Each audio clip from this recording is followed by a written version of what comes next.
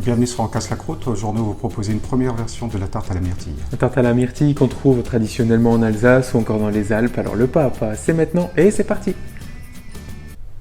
Pour les ingrédients, 200 g de farine, 75 g de sucre, 100 g de beurre pommade qu'on a laissé reprendre température une petite heure, un œuf, une pincée de sel. Pour commencer, on mélange les ingrédients secs, les poudres, la farine, le sucre et la pincée de sel. On mélange les poudres grossièrement et on va ajouter le beurre directement. Donc c'est important d'avoir un beurre bien mou.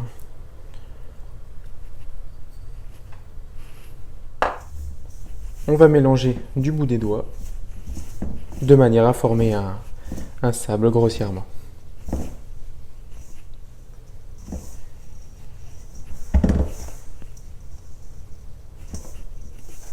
Alors, maintenant il suffit juste d'ajouter l'œuf.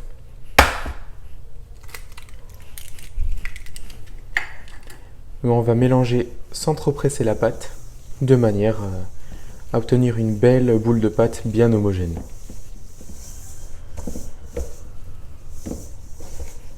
On ramasse la pâte légèrement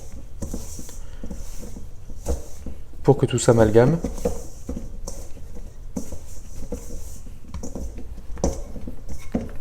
Et quand on obtient une boule de pâte, on la laisse reposer au frais avant de l'étaler. Alors, on a récupéré la pâte qu'on avait mise au réfrigérateur et puis donc filmée simplement. On va la mettre sur le film, sur le papier cuisson plutôt. Et puis on va venir l'étaler entre deux feuilles de papier pour éviter de coller,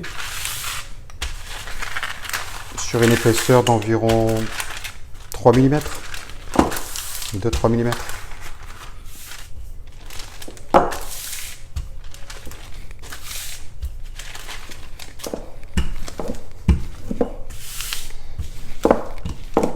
Voilà, elle est bientôt prête. On va pouvoir passer au découpage du cercle et des bandes pour le côté du cercle.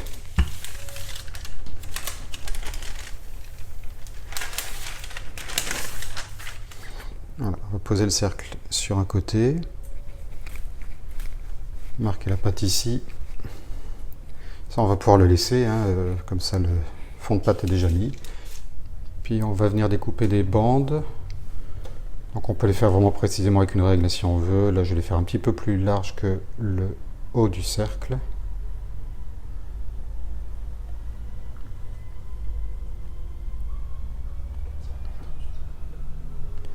Voilà. Voilà, je viens les décoller délicatement. À ce stade, s'il fait très chaud, si c'est trop délicat, vous remettez la pâte un petit peu au frais pour être sûr que vous allez pouvoir travailler la pâte comme il faut. Voilà, ici, elle est peut-être un tout petit peu limite, mais ça va, je pense qu'on peut la travailler correctement. Donc on va venir bien la mettre ici. Si ça dépasse un peu du bord, c'est là-haut, c'est pas grave. L'important, c'est de souder ici en bas. Voilà, tant qu'elle est malléable ici, on voit tout d'un coup que la jonction se fait entre les deux là.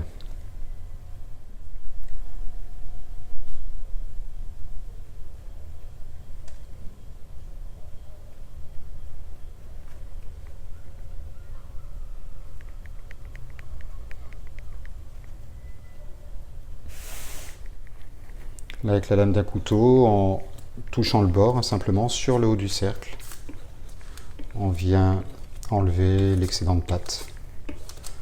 Et si on veut quelque chose de bien propre, ensuite on pourra venir passer le doigt comme ça ici. Voilà, pour avoir vraiment un bord bien propre.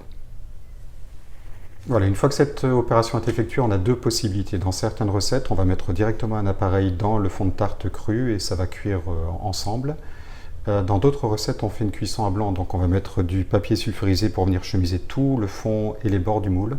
Et dessus, des billes de cuisson, des haricots secs, du riz par exemple, quelque chose qui fasse du poids et qui sert bien sur les côtés si vous avez peur que le fond de tarte tombe à la cuisson. Alors avant de passer la tarte en cuisson, on va déposer un peu de poudre d'amande. Poudre d'amande ou alors chapelure ou encore du lait en poudre pour pas détremper la pâte. Voilà une belle couche de poudre d'amande. Puis pour un cercle de 18 cm, on a 500 g de myrtilles fraîches. Donc on répartit bien les myrtilles sur la tarte. On les répartit bien sur les côtés pour pas que la pâte s'affaisse lors de la première cuisson.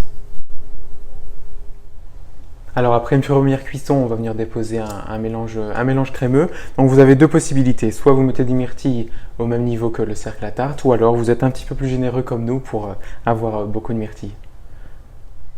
Pendant la cuisson de la tarte, on va passer à l'appareil, c'est-à-dire le mélange crémeux qui va venir dans les myrtilles. Donc on a 2 œufs auxquels on va ajouter 100 g de sucre en poudre. On a un mélange ici sucre en poudre avec 2 sachets de sucre vanillé. Alors ça dépend un peu du prix de la vanille, en ce moment elle coûte une fortune. Alors n'hésitez pas à mettre du sucre vanillé à la place, c'est quand même pas si mal. Voilà, donc on mélange simplement le sucre et les œufs, pas besoin de battre énormément, c'est juste pour que ce soit bien réparti, bien homogène. On ajoute 100 g de crème. Donc de la crème liquide. Et là encore, on mélange bien. Et on viendra verser cet appareil sur les myrtilles qui ont commencé à cuire, à compoter tranquillement au four. Là, les myrtilles sortent tout juste du four, d'une première cuisson à 190 degrés pendant 25 minutes. Maintenant, on va ajouter le mélange crémeux qu'on vient de faire. On va bien le répartir, c'est peut-être pratique de le mettre dans une petite jarre comme ça pour être sûr. On en aura peut-être un peu trop vu la taille de la tarte, on va faire doucement. Je pense qu'on va être bientôt bon là. Et là ça va partir 20 minutes à 170 degrés.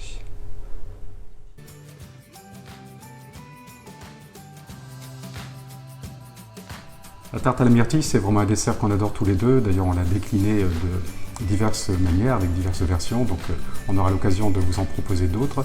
Et surtout, comme toujours, on essaie de vous proposer des recettes avec des fruits de saison. Et ce qui est bien avec cette tarte-là, c'est que vous pouvez vraiment la décliner en fonction des saisons, en effet.